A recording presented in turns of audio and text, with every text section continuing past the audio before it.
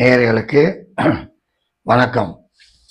நான் ஜி கிருஷ்ணாராவ், ஸ்ரீ துர்காதேவி உபாசகர். இந்த பதிவில் செவ்வாயை பற்றி சொல்ல போகிறோம். ஒரு ஜாதகத்தில் செவ்வாய் தனித்து இருந்தால் எப்படி இருக்கும், என்னென்ன செய்யும், அதாவது முக்கியமாக செவ்வாய்னா என்ன அதை பற்றி தெரிஞ்சுக்கணும்.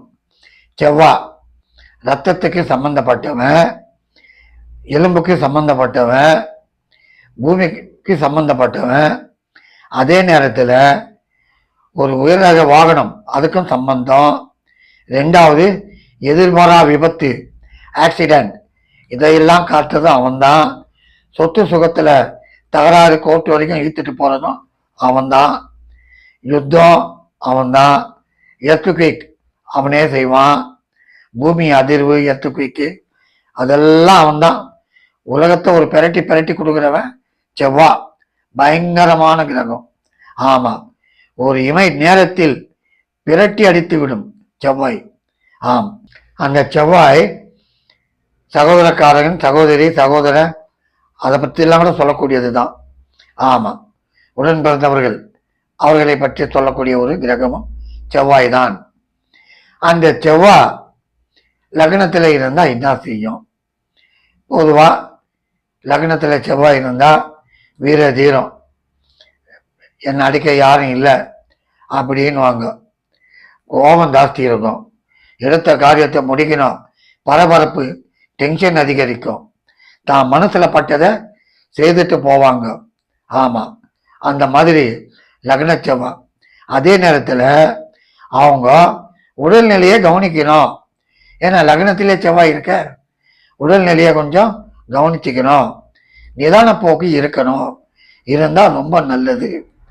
அதே செவ்வாய் லக்னத்தில் இருந்து சுகஸ்தானத்தை பார்க்கறதுனால அதுக்கு தான் உடல்நிலையை கவனிக்கணும்னு சொல்கிறேன். ரெண்டாவது, 7ஆம் பார்வையாக கலத்திரத்தை பார்க்கும். லக்னத்தில் இருந்து மனைவிக்கு பிரச்சனை இல்லாமல் பார்த்துக்கணும். அவங்களுடைய உடல்நிலையும் கவனிச்சிக்கணும். கூட்டாளிகள் விஷயத்தில் எச்சரிக்கை தேவை. 8ஆம் பார்வையா பார்க்குது. எங்க லக்னத்து 8. வாகனத்தில் போகிறப்போ நிதானம், விபத்து இல்லாமல் போகணும். தேவையில்லாமல் அந்த திசையோ அந்த புத்தியோ வரப்போ விபத்துக்களை கொடுக்கும். எனக்கு தெரியும் அப்படின்னு 2 வீலரில் ஜிம்னாஸ்டிக் பண்ணிட்டு போனால் தேவையில்லாத விபத்து ஏற்படும். ஆகவே பொறுமையாக இருக்கணும். லக்னத்தில் செவ்வாய் 2ல் செவ்வாய் இருந்தால் என்ன?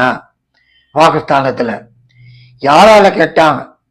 அவன் வாக்காலேயே கேட்டாங்க. ஆமாம், சொல்லி நிறுத்த கேட்க மாட்டாங்க. தடன்னு போயிருக்கவங்க எனக்கு தெரியும் யாருன்னு. வாக்குஸ்தானம் 2ல் நிதானமாகவே போனால் ஜெயிச்சுக்கின்னு வரலாம்.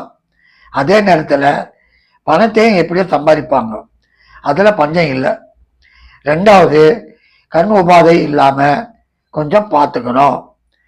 அதே செவ்வாய் லக்னத்துக்கு 5, மேஷ லக்னம் அதுக்கு 5ல் இருக்குன்னு வைங்க. 4ஆம் பார்வையாக பார்க்குது. பார்க்குறப்போ புத்திரர்களுக்கு நல்ல யோகத்தை கொடுக்கும். அதே நேரம் அவங்க எஜுகேஷன் டல் இல்லாமல் பார்த்துக்கோங்க, முக்கியம். ரெண்டாவது, பூர்வீக சொத்து இருந்தால் முக்கியமாக அதை கொஞ்சம் பாருங்க. பிரச்சனை வரும், ஏதோ விட்டு கொடுத்து அட்ஜஸ்ட் பண்ணிட்டு போனால் பிரச்சனை இல்லை. சொத்து சுகம் உங்கள் கைக்கு வரும். தேவையில்லாமல் பிரச்சனை பண்ணிக்கிட்டு போனால் கோர்ட்டு கேஸுன்னு அழிய வேண்டியது தான். ஆமாம், ஆகவே லக்னத்துக்கு 5 செவ்வாய் 4ஆம் பார்வையாக பார்க்குது. லக்னத்துக்கு 8 செவ்வாய் 7ஆம் பார்வையாக பார்க்குது. லக்னத்துக்கு 9 செவ்வாய் 8ஆம் பார்வையாக பார்க்குது. அப்போ என்ன ஆகுதுன்னா, உங்களுக்கு உங்கள் தாய் தந்தை பெற்றோர்கள் சொத்துக்கள் வரத்துக்கு வாய்ப்பு உண்டு. வெளிநாட்டு தொடர்பு வரும். வியாபாரம் ஏதாவது ஆரம்பமாகும். அதில் கடுகளவு பயம் இல்லை. ஆகவே 2ல் செவ்வாயும் நல்லது செய்யும். நீங்கள் நிதானமாக நாக்கை சுட்டிக்கின்னு இருந்தா. ஆமாம், லக்னத்துக்கு 3ல் செவ்வாய் வெற்றி போல் கீர்த்தி, சகோதர சகோதரி ஸ்தானம். அதில் செவ்வாய் இருந்தால் கலை ஈடுபாடு, ஸ்டண்ட்டு வேலை, அதே நேரத்தில் நீங்கள் ஒரு ஸ்போர்ட்ஸ்லேயும், அதாவது பந்தயங்களில் ஸ்போர்ட்ஸில் பிரமாதமாக பேர் எடுப்பீங்க, அதில் குறையில்லை.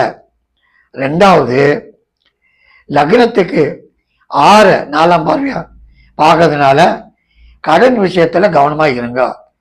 கடனுக்கு கடன் வாங்கி வட்டிக்கு வட்டி கட்டாதீங்க, அதுதான் செய்யும். ஆகவே கடன் விஷயத்தில் ரெண்டாவது, சண்டை சச்சரவு இருந்தாலும் பார்க்காம போயிட்டே இருங்க. நான் தாண்டா தலைவன் அப்படின்னு போய் நின்னீங்கன்னா தேவையில்லாத பிரச்சனை தேடிக்கின்னு வரும்.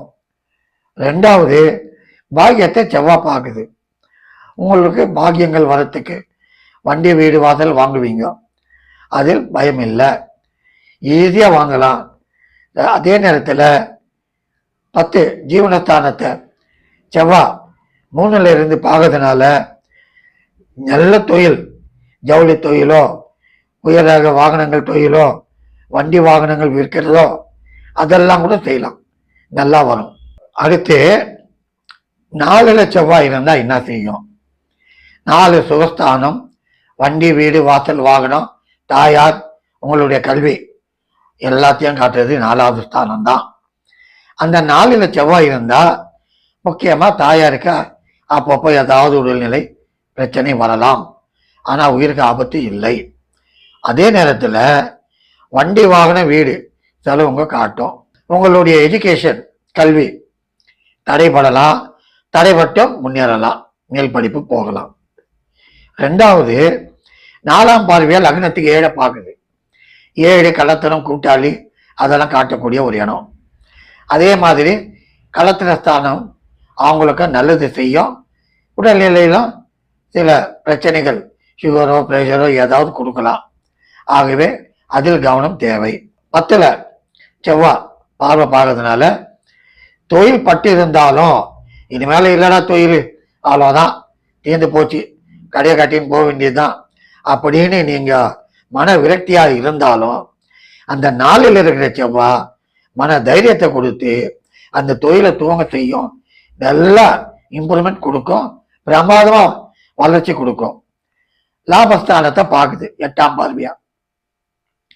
லாபஸ்தானது 11, கடல் கடந்து அந்நியர்கள் உதவி, வெளிநாட்டவர்கள் உதவி, வெளிநாட்டுக்கு போயிட்டு வர்றது, வெளிநாட்டு வியாபாரம் ஏதாவது நல்லா துளங்கும், அதில் சந்தேகம் இல்லை.